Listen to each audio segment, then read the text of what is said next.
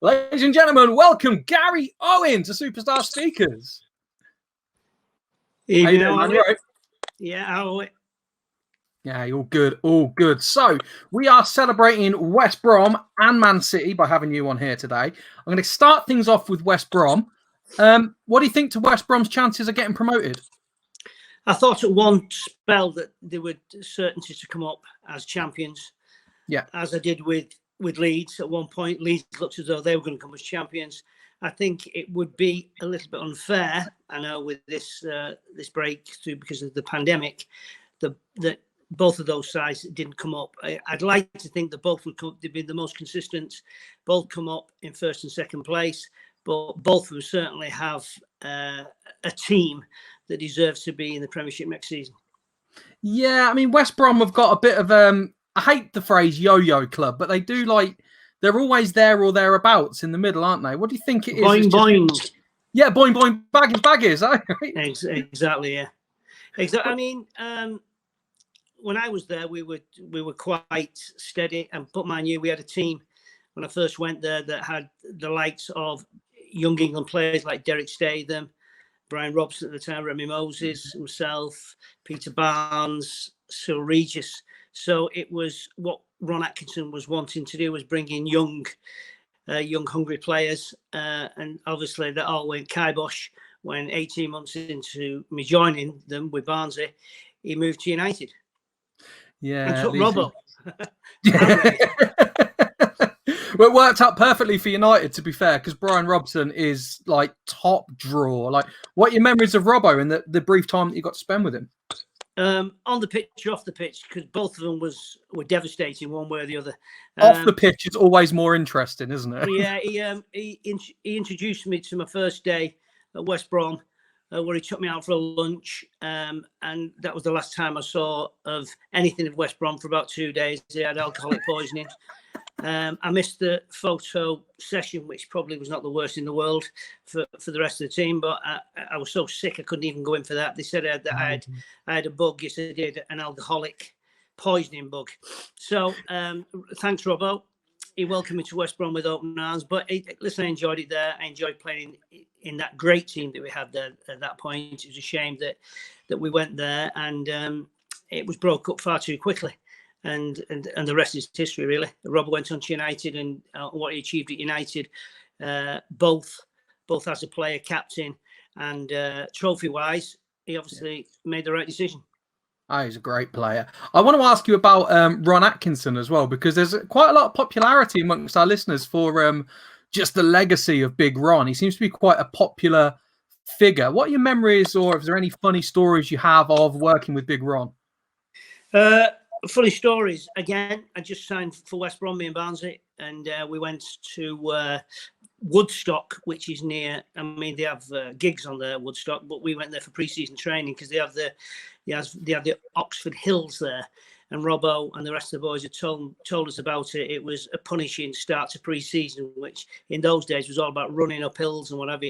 How life changes, eh? Now they get a ball first day in training. We was running up hills for 5 days. And anyway, the night before, we got there, settled in, and Big Ron said, right, no going out. If you go out, you need to be back to your rooms for 9 o'clock. Remember, you got a hard day tomorrow. So me and Barnsley thought, we'll just sneak off. We found a nice little pub. Not too far from where we were staying, and we got ourselves nice and cozy out in the garden, a nice sunny evening, and a bottle of champagne came over, and we asked who it was from. He just said, he's going to marry, he's a West Brom fan, and he just wants to wish you all the best for your start at West Brom. So anyway, we drank the champagne. It'd be rude not to. And then another bottle came over. So we thought it would be rude not to go and meet who was to send us the champagne over. And he said, don't worry, I'll bring him out. And it was no more than Big Ron. And we drank the champagne. As we got to the end of the second bottle of champagne, he said to me, you two better be ready for tomorrow. And I remember Peter Barnes being sick, going up the hills. Big Ron, Mick Brown, who's his assistant then, who came to United with him, kicking him up the backside to say, how's that champagne now, Barnes? As he's kicking him up the backside, he's going up those hills. Trust me, it was a lesson that was learned very quickly. Amazing! What an absolute character that Big Ron was. He was. It's quite cool. He had for me. He had the balls, if you can say that, to to manage United, because you can't go to United whether you're not as a manager or a player and be a shy, shrinking violet. I mean, you've got to stand up and be counted because of the expectations, and that was right up Ron Street. That was, if you could have picked a job for him, that would have been the job. He probably, I think he started off not bad. I think in his first season, I think he won the first 10 games or something, but it didn't go as well as he would have liked. But that happens with a lot of managers when they go to big clubs and expectations are vast. I mean, then Sir Alex Ferguson comes in not long after, a few managers after Big Ron, but then Sir Alex came in, and the rest is history. And what he did at United will never be achieved again with any club in any era. So, Sir Alex is a hard act to follow. So whoever went in after that, or whoever ends up there after Ollie, because without doubt, United is not Sir Alex Ferguson where you'll be there for 18 years. You have your time and then somebody else comes in, because the expectations are growing all the time. And if you don't meet those expectations, then somebody else has to come in and try it. Well, that's the thing with like big football clubs, isn't it? When you talk about, man, Liverpool went through it for years, didn't they? Like, someone sets the standard that high, and you're right in what you're saying. No one is going to do what Sir Alex did at any club. I'd include even like Neil Lennon at Celtic isn't doing what Sir Alex did. It's a once in a lifetime moment, similar to a Matt Busby or an Alf Ramsey or someone like that, isn't it?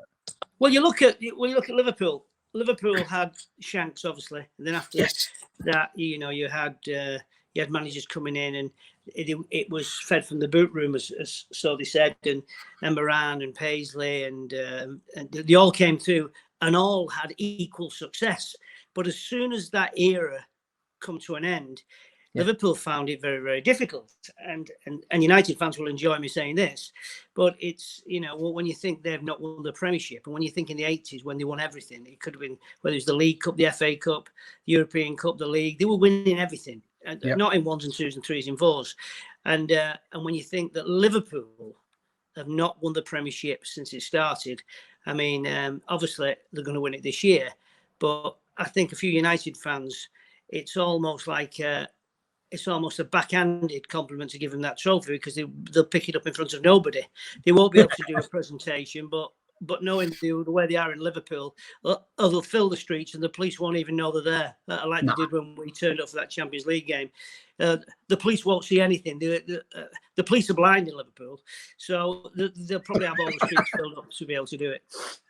Do you think this could be the start of a Liverpool era, though? Do you think this could be the tables turning again and them having another period of success? Because no, for the last, you don't. No.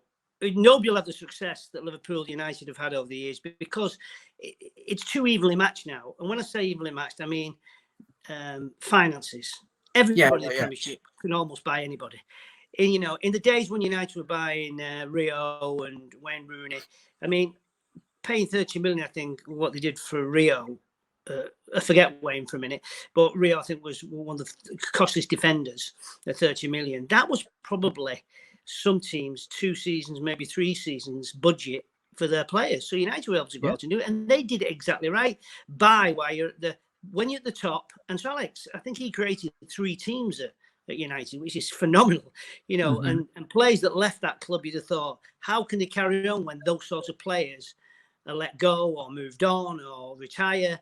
But he continued to do it. So even though I'm a big admirer of Klopp, I think what he's done at Mainz and at Dortmund and now at Liverpool, I mean, you can't do it without money. There's no 2 ways about it. No, but having said that, he has got something. Of course, he'll be there as Guardiola as well. These type of managers will always be successful, but they're only going to be as successful as the amount of money they're able to be given to give the players that they can get to do what they want to do. I mean, if you put Pep and you put Klopp at Mansfield, obviously they'll do a good job, but if the players can't do what they're trying to get over, no disrespect to Mansfield are going to be what Mansfield are. But if you get the right tools for the right job, then those type of managers are managers that can win you things, as Mourinho showed.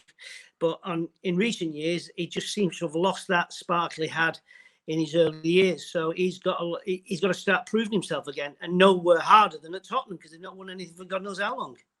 No, absolutely right. Tottenham are a strange club because they're a big club and a big name, but I don't think they've won anything in 10 years, have they? Nope. And the crowd is phenomenal. That stadium is the best stadium I've ever been in. And I mean, that takes some saying. And I've been to Madrid and to Barca, the Wembley, wherever you want to call it, wherever you want to go to, actually. It is so impressive. And if you've not been there, it is definitely worth a trip out to experience it, because the acoustics that they've got for the home fans behind that goal, the way it is, that keeps the sound in, it is absolutely deafening. And they do support the team. They turn up in the numbers. You know, they fill that stadium every home game. So, you know, they're probably one of those teams that deserve to win something, but in this game, it's not what you deserve. You have to go and earn it. Absolutely right. Which brings me to a point, again, that we talk about quite a lot. The proposed Newcastle takeover. Now, Newcastle United possibly becoming the richest club in the world. What's your opinion on that? And leading into that, the next round of the FA Cup that's taking place at the end of this month is Newcastle versus Manchester City, which could become a very, very different game if there's a lot of money behind Newcastle. Yeah, but listen, they're not going to be able to bring the players that they want in, even if this takeover is done and dusted, and be able to have them ready to play in a cup tie in, I don't know, 3 weeks' time or a month's time, whatever it is. They're not going to be able to do it. But the thing about it is, I think there's going to be some fight on the hands, because I think the owners have streaming abroad, which is against Football League, which is against the FAUA for streaming of football games. I think they've done it and are doing it, which goes against whether or not you are a fit and trusted owner, or whatever they call it. So I think they're going to be looking into it. But Newcastle, Newcastle and their fans will be hoping this goes through, because it enables them to have a wealth that only, you know, the Uniteds, Cities, the big money men, PSG, the big money men have been afforded to be able to do it. So they will all of a sudden be able to go and buy or be able to bid for players that in the past was only a pipe dream. So it's not going to happen in 3 weeks, trust me. No. And if they do take over, it'll take 2 or 3 years before they get to a stage we can get the players in, because you can't just bring in players and expect everybody to gel in one go. No matter who you are, it takes time to build. And even when you've built, you're then up against some of the best teams, not only in the Premier League, but in Europe. So there's no given now. So, as one of your questions earlier, will anybody dominate? No, I don't see anybody dominating, because there's too many teams that can beat each other. And City had an unbelievable season a couple of years ago. Liverpool have had an unbelievable 2 seasons, but fell at the last hurdle last year. But this year, they've continued it. It's not going to happen again next year, I can assure you. No. That's good for football, though, isn't it? From a neutral point of view, that's much, much better for football when the league is much more competitive, isn't it? Well, it is. But again, when you say for football, it's only going to be competitive for half a dozen teams. It's not going to be competitive for the rest of them. It will be for about 6 or 7 teams that will be the 6 and 7 teams next year that were there this year, you know, and maybe the odd one will try and creep into it. So for the rest of them, I mean, there's three sections in our league. You've got the top 6, middle 6, and then the bottom 6. I think it's 18 in our league. Is there 20? I can't remember. 20. But anyway, there's 3 different brackets, and you know the ones basically who are going to be fighting for the top 6. You know the ones that are not going to be looking over the shoulder too much. They'll be hoping to try and get into some sort of European place, 6th or 7th or something. Then there'll be the ones in that middle pack. They'll be looking over the shoulders all the time, and that's why, even though you're getting towards the end of a season, it looks as though some teams look as though they're doomed. There's always one that gets dragged into that relegation fight. And that's why, and with the amount of money that's on offer to stay in the Premier League this year, it's important that those teams play their games and have a chance of staying in that Premier League, because that's the Holy Grail. Well, it's a different mentality, isn't it? Fighting relegation, surely the players put that little bit extra edge onto their game to make sure they stay up. Surely it's a completely different thing, fighting for relegation, than just playing a normal game. Yeah, but it's even more pressure because you don't want to make a mistake, I would imagine. So Yeah. I've been relegated, so I don't know. But I would imagine you don't want to make that mistake. And your thought pattern when you're not in that position where you see a passing your play, when the stakes are so high, you have doubt. When you have doubt, a pass that you would normally play that probably puts somebody in, you don't play it, and then that gap's closed. So it becomes more pressure. It's not that you're not trying hard, and sometimes the harder you try, the worse you get. And they always say that, when you're losing games, you don't know when you're going to win your next game. But when you're winning games at the top end, you don't even see where you're going to lose your next game. So it's mentality. Yeah, that's true. With players, it's what goes on between their ears. It's the mental side of it. And if you get the mental side right on players, then you see a different player and a different team than what you do if up here is not right. A big part of that's got to come down to the manager, though, hasn't it? Like it is, but it can only do so much. It can only give you the confidence. It can only do that stuff. But there are players that have self-belief, and there's some players that don't have that self-belief, and that self-belief sometimes comes from a team performance. It can sometimes come from maybe scoring a goal where they've not scored for a few weeks, especially if you're a striker. So confidence works in different ways. A manager can prepare you. And as Kenny Dalglish once said, and I totally believe, is that you can prepare the team, you can put them over that white line, but as soon as you get over that white line, there's nothing you can do till 45 minutes, and you've got 15 minutes to try and resurrect or calm down or encourage for the next 45 minutes. But once they get over that white line again for the next 45 minutes, then you are absolutely goosed until they come in at 90 or 90 plus, and then you've got to wait for your next game. So, when you lose a game and you've not been winning games, you want that game not to come too fast. But when you've been winning games and you lose a game, you want to get back in the saddle straight away because you want to get back onto winning terms again. It's all mental. And fine margin. So the theory is potentially then, Gary, could we see West Brom go up and Villa go down? Just one second, I've got my boy coming in here. You do what you got to do, mate. You do what you got to do. It's all right. He's only 5 minutes. That's all right. Sorry. We're very nice and relaxed here, Gary. It's not a problem. Okay. I was going to say, is the ideal then Villa go down and West Brom go up? Is that like the ideal situation? It would be. Sorry about that. It's all right. He's trying to juggle now outside the door. Listen, if you live in that part of the world, then West Brom don't want Villa doing anything, and Villa don't, or Birmingham, or Wolves, because that it's a hotbed of football with the Black Country and all that stuff. But Villa are a great football club. When I mean in stature, fan wise, everything, and you really want to see your big teams, and Villa have been big teams with big crowds, great stadiums, being in the Premier League, but nobody has the divine right. West Brom fans would love to see them come up and them go down. Of course they would, and that is a possibility.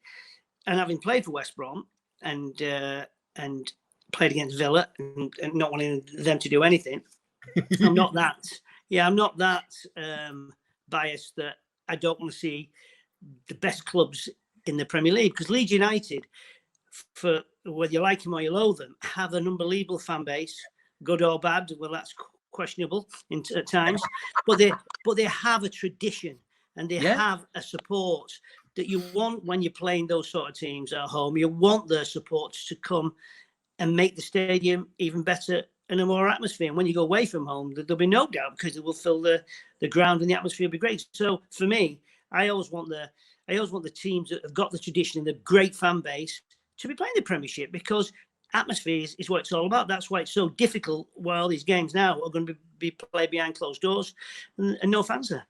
Have you seen the German ones? It's weird, isn't it? Watching it just in silence. I watched the half, and I thought, Dortmund against Bayern Munich, top against second, 4 points behind. Dortmund at home, if they win, they're a point behind Bayern Munich. I turned off at half time because Kimmich scored a great goal, actually. But it was like watching a practice game, Yeah. and there was no atmosphere. Well, obviously no atmosphere because nobody was in there, but there was no tempo to the game. And I understand they've not played for a while, so the tempo's not. But if there's a crowd there, the tempo seems a lot better with atmosphere and everything than it would do when there's no fans there. And I got to half time. I thought, no, I can't watch any more of that. And I'm glad I didn't because it finished 1-0. But it was a great goal by Kimmich. He saw the keeper off his line. They talked about it before the game, just said that he does creep off his line a bit, and good thinking by him. They lobbed it over him, and they took the 3 points. So they're going to win the Bundesliga again this year because I think they're 7 points clear now.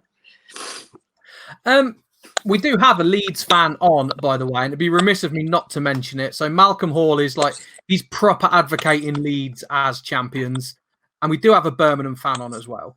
I'm going to ask you, Jack Grealish at Villa. Is Jack Grealish suitable for Manchester United? Because today they were talking about he's just waiting for the call to be signed up. Do you think he's a Manchester United player? Do I think he's a Manchester United player? Well, it depends in what style that Ollie wants his team to play. Jack Grealish has obviously got a great persona about him. Yeah. He's obviously a great footballer, but he plays in a Villa team where he's not expected to chase back as much as you would do as a midfield player. So where do you play him? Do you play him in midfield, which the job as a midfield player is not only to create and get forward, but also to defend as well. Of course you do, because you're the first line before the back four, or 5 or 3, or whatever they want to play these days. So Jack Grealish is obviously a talent. Now, whether he'll fit into United's team, depending on how Ollie is going to set them up. But he's obviously a talented player. But if you speak to any Manchester United player, current Manchester United player, and ask who the most technical player is at Old Trafford, and they'll say Pogba. And they're looking, maybe because of the amount of times that he's cried that he wants to leave United. Maybe he's cried wolf too many times, and maybe they just think, bad egg, we need to get rid of him. But without doubt, he's one of the, well, he's the most technically gifted player that United have, and that comes from a number of Manchester United players who say that. But if he doesn't fit into the team, and he's not played for a while, then he'll be sold on. Whether Jack Grealish plays, but where will Jack Grealish play? Listen, he wouldn't fit in the City team, not because he's not good enough or anything else. I just don't think his style of play fits into how Guardiola wants his team to play. He's been linked with United all the time, so Ollie must think there's a space for him there. But I'll tell you something, he's a big Villa fan. If Villa stay up, it'll be a big wrench for him to leave Aston Villa because he's captain. He loves Aston Villa, and it's very difficult sometimes to prize somebody where he's got that loyalty and playing the Premiership for the team he wants. But Manchester United, that's a draw that you only get probably once in your lifetime chance. So maybe the Manchester United call might just be too much for him.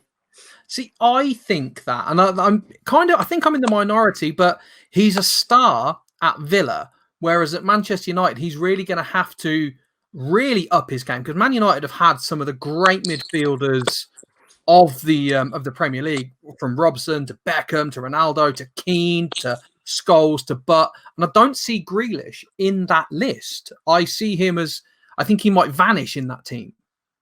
And listen, I don't know where they would play Jack. He's obviously got talent. No two ways about absolutely. It. He can see a pass. He can see an opportunity.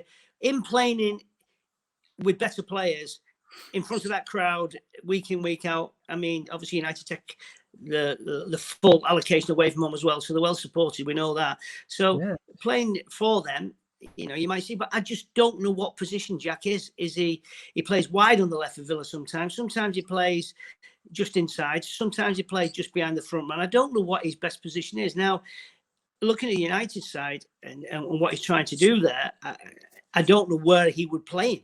But obviously, if they're being linked with him, Ollie, if he wants him, has obviously got somewhere in mind for him. He's not going to pay the amount of money that Villa want and not play him. No, and there's no smoke without fire. You're absolutely right. So here's a question for you then, Gary. Which is the biggest derby game? Man United versus Man City or Villa versus West Brom? As a man who's played for City and West Brom. Yeah, well, listen, if you live in the Midlands, you're going to say Villa versus West Brom or Villa versus Birmingham, because they're real neighbours. West Brom and Wolves is probably the Black Country derby more than Villa and West Brom. Birmingham would always be Villa, but the United City stands out without doubt at any level, at any time. And it doesn't matter who has the strongest side in derby games, or or where they are in the league on a derby game, as we've seen in recent times with United. I think they've turned us over 3 times out of 4 at the Etihad, and times when we've not had a team that could be reckoned with, and have beaten United 4-1 at the Etihad when they weren't given a chance, and 5-1 under, I can't remember who it was then, Billy McNeil, I think, or Machy maybe. So for me, City United stands up there with any derby. But you have the argument, or should I say debate, because everybody will say where they come from that their derby is the best because it's their team.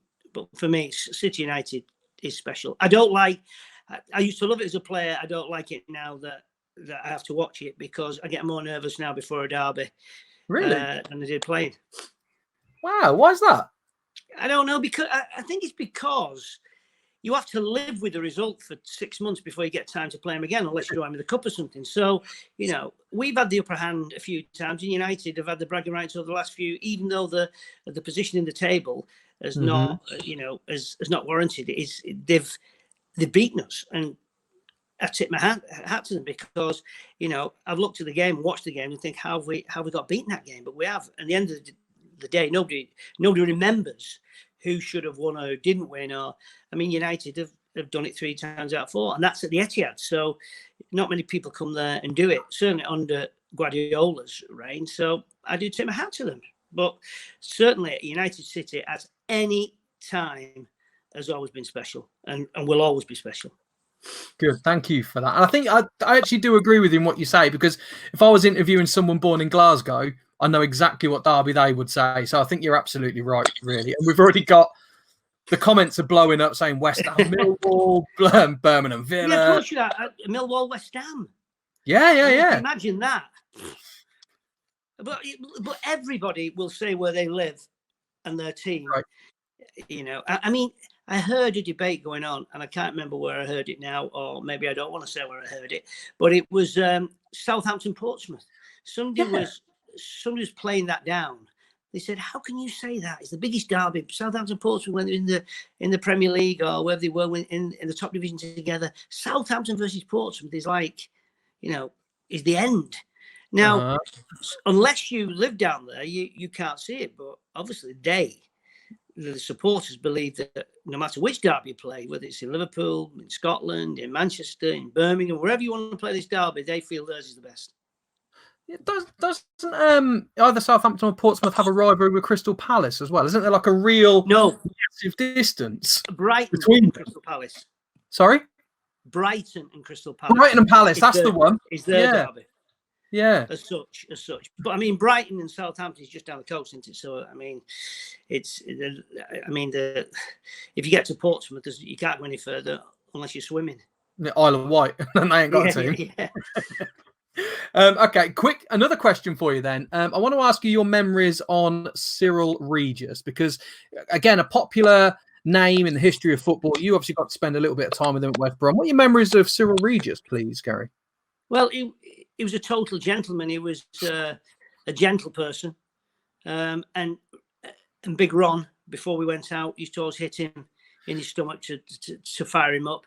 But his physique, when he stripped off, and you saw the physique of him, he had stomach muscles like a washboard, and he never did a sit up in his life. It's just all natural build. He had arms like biceps like bloody Joshua, and thighs bigger than Linford Christie's probably. He had power everywhere, and probably criticism of him, he didn't use that power as aggressive as he should have done for the size of him. But listen, let's take nothing away from him. As a midfield player, to have him in front of you, you could either knock it into him, and you knew they would hold off whoever was behind him, and you knew that if he gave you the eyes and you could knock it over the top, his pace was lightning. And listen, there'll be United fans listen to this, and they'll they'll remember, if you go back a bit, when West Brom went there and won 5-3, and a ball was knocked over the top, and Cyril got on the end of it and blasted one past Gary Bailey. So, and that game is shown time and time again, because it was a classic game. You know, United scored 3 at Old Trafford and got beat because West Brom scored 5. But Regis was just an absolute colossal. I mean, you could, as a striker, he's perfect. Yeah. If he was in any doubt, you could just knock a long ball. It doesn't matter what type of ball it was, whether it was into his chest, he'd hold him off, into his feet, in the air, it was excellent. It was just complete power. But his power could have been used a lot more. But he was, as I said, he was gentle. But trust me, if you mess with him and he wanted to give you a dig, you know you'd been digged. So, you know, he had that little bit of in him, but he'd play the game, and unless he was riled, he was, you know, he just played his normal game, but he could have used his strength a lot more. But to play with was an ideal centre forward, because you could knock it in at any angle, any pace, over the top, into his feet. He'd accept it and keep it. That's fantastic. So, outside of Cyril Regis, who would you say the best player that you've played with is? And the flip side of that is the hardest player that you've played against. Against the best player, and it might surprise a few people here, but shouldn't do to anybody that knows football. But Liam Brady was the best footballer I ever played against, and you're going to ask me why? Why?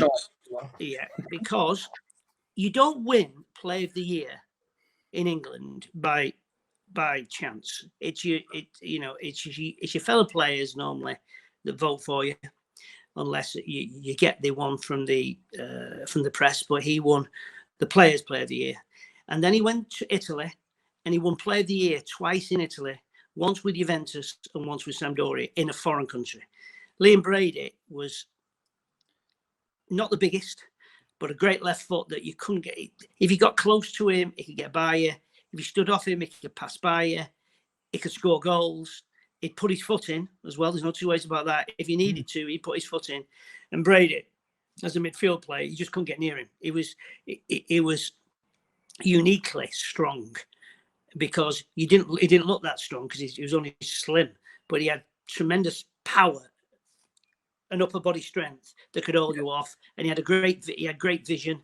And like I said, he could go past you. If he didn't go past you, he could pass around you. If he needed to put his foot in, he could do, and he scored spectacular goals. One that stands out for me is when in North London derby against Tottenham. I think they beat Tottenham that day 5-0. And if you look on YouTube, you'll find it. He hit one with the outside of his left peg. He bent it around the great Pat Jennings, I think it was, from about 25 yards. Just, I mean, to this day, people will say, if it was a Brazilian that scored it, they'd be playing it every day of the year.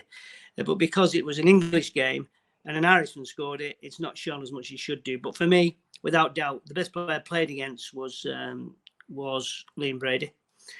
Playing with, I was blessed to play with some great players. Obviously, when I first started at City, I had people like Asa Hartford, who was in there, and Colin Bell.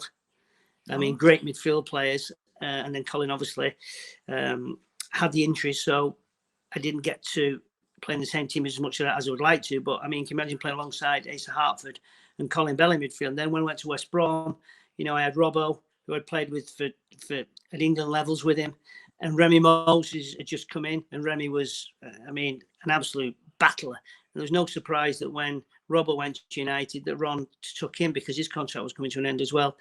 And then at England levels, I played with Glenn, of course, Glenn Hoddle and Reedy, and so I played with all the midfield players of my generation, one way or the other, and they all have different attributes. I mean, Robbo was the all-round midfield player, gets forward, get back, scored goals, made challenges that sometimes when he looks back, he perhaps wouldn't have got those in some of the injuries he got, but he just didn't see injury. He just went into challenges that some people think, hang on a minute, no, you need to just hold back because you're not looking favourites for this. But he went into challenges like he did with his collarbone in the World Cup when he went in, because he only saw the ball. He didn't care about his body.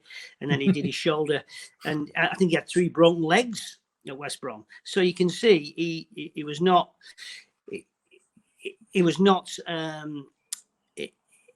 afraid of getting into challenges. And obviously the injury showed that. but he went on to have a great career. But that's the way he played.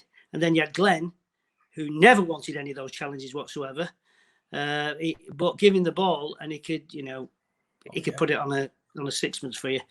For those who remember what sixpences were, but he could pass the ball. He had great vision. He could score great goals and all that stuff. So, and then you had the combativeness of like Reedy in that midfield. But they all had their own strengths and they all had their own characters. So to pick one out, listen, I would probably to play with was obviously Colin Bell, because he was the ultimate midfield player. But Robbo was equally the same type of player, but maybe not as elegant as Belly, but the same job. So Robbo and Colin Bell, you wouldn't argue with either of them, would you? Really? No, not at all. You happy to have both of them. Well, I've been lucky enough. I've met Robson as part of this job with Superstar Speakers, and he's still got a presence about him that when he walks into a room, you know that he's Brian Robson and he's something special. Despite the fact he's very welcoming and warming, there's a certain something about the man that just tells you this guy's the boss, this guy's the leader. And to play against someone like that, you must feel that presence that already must give him that extra step against you, surely. Well, not when you. It's strange. Sometimes when the reputation sometimes overtakes the actual person. So you can hear about players, and the reputation precedes them, and sometimes you're disappointed with that reputation that they come with, or sometimes the reputations are even greater than what you expected. But Robbo was, he's been a friend and still is. And he's been a teammate, and he's also been an opponent. So Robbo is, you know what you're getting with Robbo. So there's no surprises. He's never going to have a bad game. That's a certainty. But maybe sometimes he doesn't play as well as he would do. But what he does do in that games influences games. So that's why at United he was always Captain Marvel, because he was always dragging that team, whichever teammates he had with him, along, as probably Keane did, but Robbo did it a different way, as Keane did when he was there in the middle of that United midfield. So Robbo, you knew what you were getting with him, and if you were playing against him, you knew what you were getting. You weren't going to have an easy afternoon, and you just hope that maybe those sorts of players have an off day. Absolutely right. And I think you made a very good point there, because Roy Keane, to me, is the second coming of Brian Robson. Certainly in that Man United position, he just slot right in when Robbo came out. Would you agree with that? Because to me, Keane is the greatest captain the Premier League's seen. Yeah, well, the difference is that Robbo had equal as much aggression. Trust me. Oh yeah, as much aggression, but maybe didn't put himself into a position that would get him 16 red cards. I think Roy got 16 red cards was United. I think 11 or 16. I was watching the other night. There was a program on it, but he is what he is. So Roy was always only a minute away from something that would just trigger something that he could, that red fuse would go and he'd be off. And you ask any professional, it's hard enough to play at the top level with 11 against 11, but 10 against 11. And in certain games, when he has been sent off, United have got away with it. Like the semi-final, I think it was against Arsenal when he got sent off, and I think Schmeichel saved a penalty and Giggsy went through and scored that wonder goal. But they're playing 10 minutes, an Arsenal side that it was hard at that time to play against them with 11. Mm-hmm. So Roy and Robbo, had that leadership, but I think Robbo had a bit more. Well, I'm not saying I think. I know he had more self-control than Roy, but Roy had to play the way he played for him to play, for him to be that player. I mean, maybe it's. Oh, go on, please carry on. Yeah, and sometimes it didn't benefit the team, but most of the time it did, because that aggression he showed, not to the opposition but also to his own teammates, dragged them through games that perhaps might not have happened if he'd not had that raw aggression that was in there. So when you get Roy Keane, you get the good with the bad.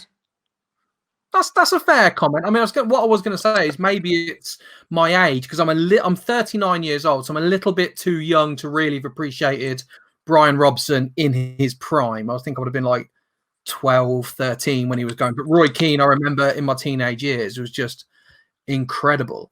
We've had a question. Of course he was. Yeah, he was one of the best by all accounts. Question from Nicky Park: did you get many grillings, and by who? So, of course you did. Listen, every manager, and you think that some managers who are meek and mild perhaps don't show. But if a player or a team have not performed in that first 45 minutes, when you've worked maybe weeks, on planning something for a certain game or a certain way we're going to play, and somebody doesn't do as they should do or the team don't do, I've not known one manager who I've been under that has never let you know that it's not acceptable. But before you get into that dressing room, if you know and you're honest with yourself and you know the team or you have not put that performance in that you should have done for one reason or another, you know it's coming anyway. And it's really difficult to argue the point when you know it's not been good enough. So there's not been one manager that I've played under at any level that have never have sat back and said, well, okay, let's hope the second half's better. They'll let you know. And there's some worse than others. Who was the worst?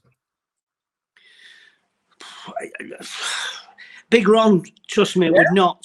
Big Ron on the outside would support his players and all the stuff, but Big Ron would, trust me, would if it wasn't a performance that he would expect from you individually or as a team. That half time was a long 15 minutes, trust me, a long 15 minutes. And you knew that if he didn't perform the second half, then not only was he going to get after the game, but then he had to come into training on the Monday and it'd still be waiting for you. So you had to make sure, and even though you're playing a team, everyone has their own individual performance. I don't care what anybody says. When you come off and you're happy because of the team, you analyse your own performance and you hope you've done well. It's normal. It's normal. I've had another question come in, and this is from Colin Parks. After doing so well with the England under-21s, do you feel you could have done much more to break into the senior team? Well, I'll tell you what I could have done was not move to West Brom. That'd be quite simple. And because it took me to go from City to West Brom to get myself out the England reckoning, and it took Robbo to move from West Brom to go to Manchester United to get into the England reckoning. I think in Birmingham before he left, there was 300,000 petition to get Robson into the England squad because he was not getting the recognition that he should have got when he went to United. And in those times, this is not a little bit of I'm trying to think of the word. It's not a little bit of jealousy, but in those days, when you're talking about the early 80s and stuff, a perfect example was Graham Ricks. Graham Ricks is a great player at Arsenal, but Arsenal challenged him for the league. I think they beat United in '78 in the FA Cup at Wembley, 3-2, I think. And Ricks, in any level of England I played, was always an understudy. He was always a sub. He never got into the team on any of the teams.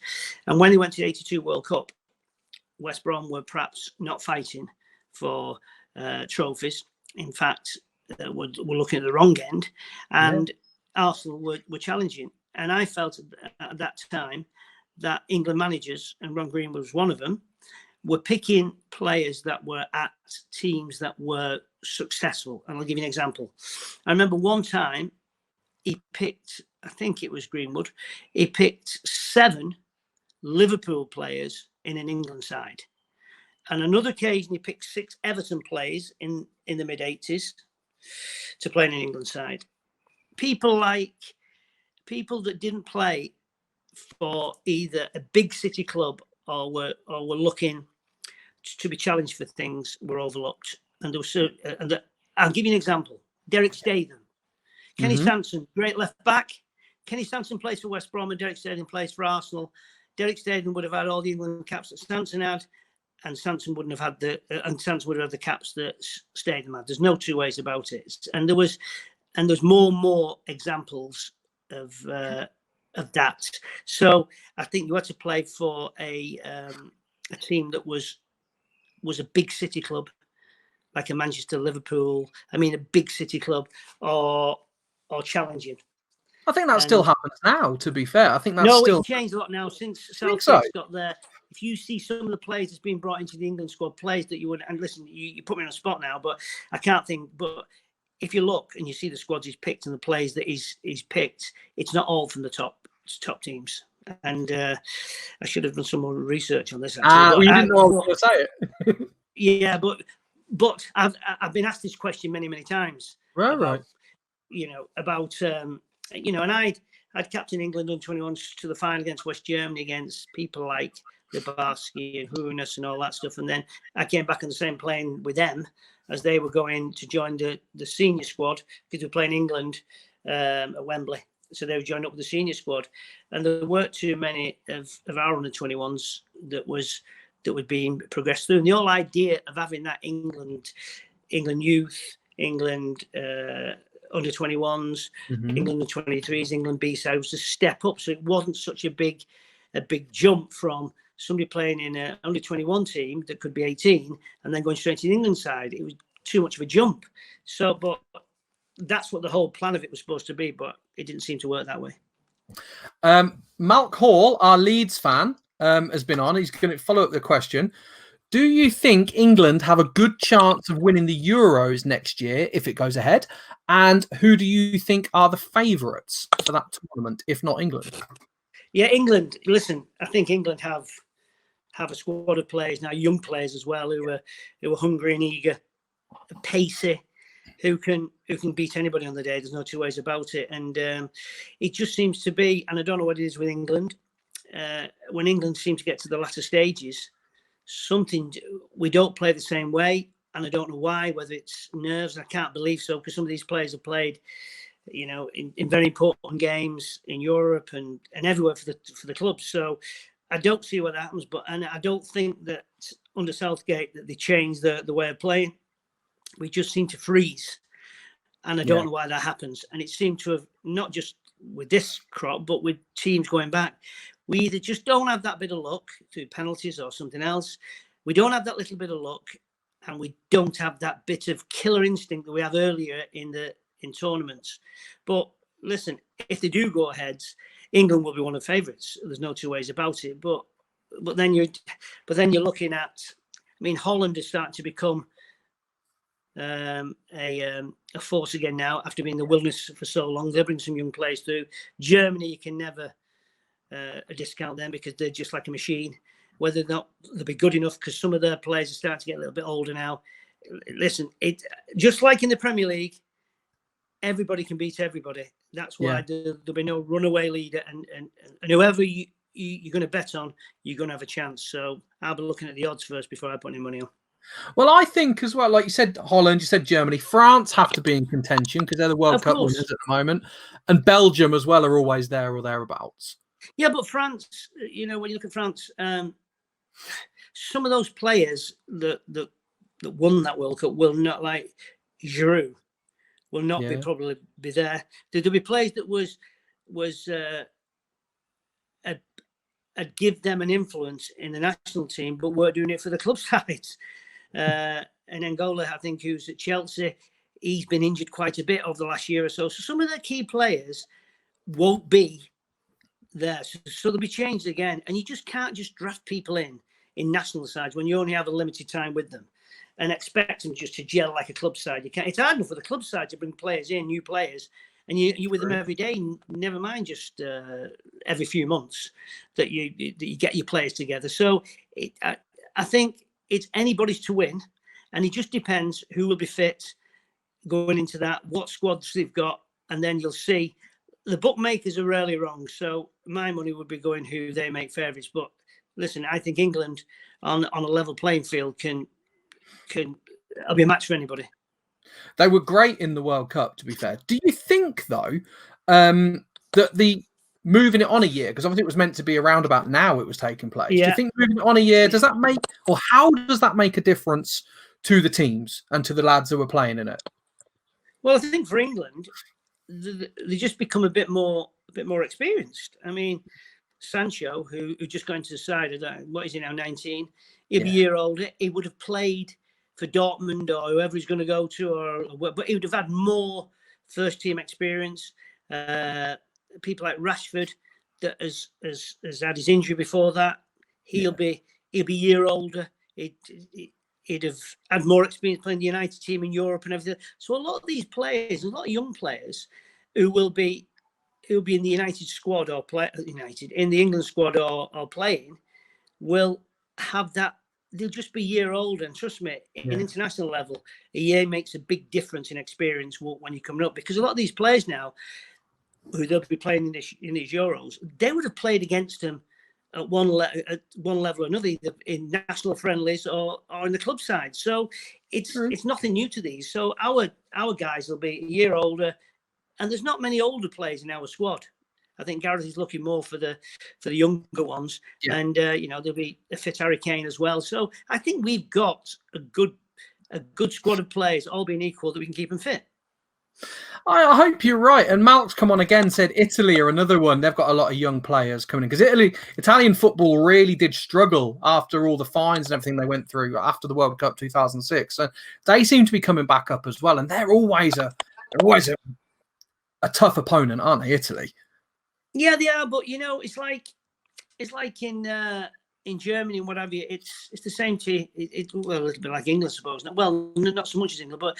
Juventus normally always win the league. Bayern always win it in Germany. In most of the major leagues, there's one team that normally wins it. I think it's the seventh time now that the Bayern have won the German league on the trot. So with England, it's a little bit different. Of course, in United times, Liverpool times, when they were dominating, but we've seen Chelsea after they won a few games. The league's changed a bit now. City's won it a couple of times. Chelsea's won it. Liverpool's won it. So it's getting closer and closer. There's no divine right now. If you said that your life depended on it, who's going to win the German league or the English league, you'd be going for the German league and saying Bayern Munich next year. Of course you would. But the England league, you'd be saying, I don't know, because it could be anybody. It could be one of five, but realistically, probably one of three or four. It's a fair point. I was going to say, I think the other advantage we've got with the Euros, because it's a celebration, it's going to be played all over Europe. So there's going to be some games in England again, which has only got to be a benefit for the English lads, right? Yeah, of course, playing at stadiums that you know about. But, I firmly believe that if England fans are allowed to travel and they go in the numbers, we will be well supported. Easy for me to say.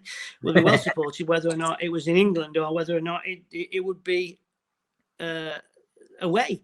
I think that when you got that pitch, it's the same size, same dimensions, same size goals. I think it's only a mental thing that you're playing away from home. But I think whether we play at home in England or we play in Europe, wherever, I don't think that's going to make too much difference. Home advantage when you get into the latter stages, it's a Wembley, something we get more of your own fans in there, then it makes a difference. But I think in general, there'll be a lot of neutrals who'll be watching these games as well, not just whichever nations are playing. I think there'll be a lot of neutrals playing. I don't think it's going to make that much difference, actually. You make it sound so easy, Gary. You make it sound It is, because everybody can make it easy when you're watching it. Oh yeah, true. Yeah, we all know. Getting out there and doing it. But I think we've got a chance. All being equal, the players play how they can play, provided they're not exhausted from a season. Because remember, with this COVID-19 and what's happened and playing, I was reading that some of the clubs will probably only have a 2-week break. Okay, you can argue the point. Well, they just had 3 months break or 2 months break, but they're going to be starting again. And the whole body clock is, because they've been used to playing 8 months, stopping, in some cases not even stopping because they're playing the national team. But then they're going to probably have 2 or 3 weeks where they can go and relax. But I think we'll finish the season, then we're going to light trainers. So I don't think we're going away on holidays anywhere. And then we'll be starting the season again. So the end of next season, it'd been almost like a season and a third without any break. And that's asking for injuries, isn't it? That's ask. I mean, we all saw what happened with the Christmas schedule when players were starting to drop like flies. That's asking for trouble. Well, it is now, because we're having if you ask any manager, as I'm hearing and reading and listening, they're all saying that the preparation time's not long enough. You need at least 6 weeks pre-season, to get you, because anybody with pace and that, hamstrings are screaming out, thighs, you can see it, because anybody's got explosive pace, that's what will happen. And if you're not up to speed with it, no matter how much training you do, it's matches that get you match fitness. If you're not up to speed with that, and the match fitness is not where it is, you can easily fall down with injuries, and then you're missing more of the season, so you're becoming disjointed. So it's going to be a difficult start for all teams. I'm just hoping the players, after coming back and getting themselves into a situation and not missing again through injury. I hope you're right. I mean, you don't wish an injury on anyone, do you? As much as it's part of the game, No. You don't wish that on any player. We're coming up to the end of the hour already, Gary. It's been a joy talking to you. Yeah, it has. It's always quick. Like I told you, I like to keep things light. I like this to be an evening in where we just chat football like we would if we were in the pub. That's the plan. I do have a question for you, though, because you took a lot of penalties in your career. What's your advice and tactics for scoring the perfect penalty? Well, I'll probably go against what most people who take penalties think. They just go up and hit it as hard as they can and down the middle. For me, that's never been the way that, and I've taken penalties for every team I played for. I've probably missed about 2 or 3 in my whole career. But they were disastrous ones that I missed, by the way. But having said that, and I rarely miss penalties. And whereas some players don't like it because they get, they get worked up about it. For me, it was perfect. It was confrontation, which I liked. It was the goalkeeper against you, and I remember Les Seeley when I was at Coventry, and I'd just taken over the penalties from Dennis Stewart because he'd missed a couple, and I was slotting a few. And we played against Coventry at Main Road, and Les Seeley, first one, slotted it. He went the wrong way, and he said to me, "You won't do that again." Anyway, we get another penalty a little bit later. So I think Brian Kidd's fighting with Terry Yorath at the time at the edge of the box, and the referee's getting on. So I'm just sat on the ball on the penalty spot, and he comes out to me, Les Seeley, God bless his soul, and he said to me, "Right, I bet you a week's wages you don't put this one away." And I said, "I'll take your bet, Les, but in your case, it'll be 2 weeks' wages for you." So he started laughing, and again, I took him the wrong way. Obviously, he never paid the bet because he always claimed that we didn't shake on it. So, but as a take penalties for me, I always used to like side footing it, and I always do it with pace. Keep it low hopefully into the bottom corners. I could go both ways, either to my left or to my right. And I always felt if it's low enough and it's close enough to that post with pace, it's a very difficult shot to save. Anything about 1 foot to 2 foot above the ground, a keeper can get across and maybe get a hand to it. But low down, it's very hard for a keeper to get low down. Mm-hmm. You've got to be precise with it, and it worked for me, and that's how I took my penalties, and I was successful with it. So good luck. Good advice. That is good advice to anyone watching this who wants to learn to take a penalty. This man right here missed like 2 or 3 in his career top. Yeah. So that is good advice from a legend in the game of football, Gary Owens. We've hit our time. Personally, I want to say thank you very much. I genuinely really enjoyed talking to you today. It's a lot of fun. Great. It's been a pleasure. Yeah, it's always good. Ladies and gentlemen, please, on behalf of Superstar Speakers, we thank Gary Owen. Cheers, Rob. Thanks, mate. No worries.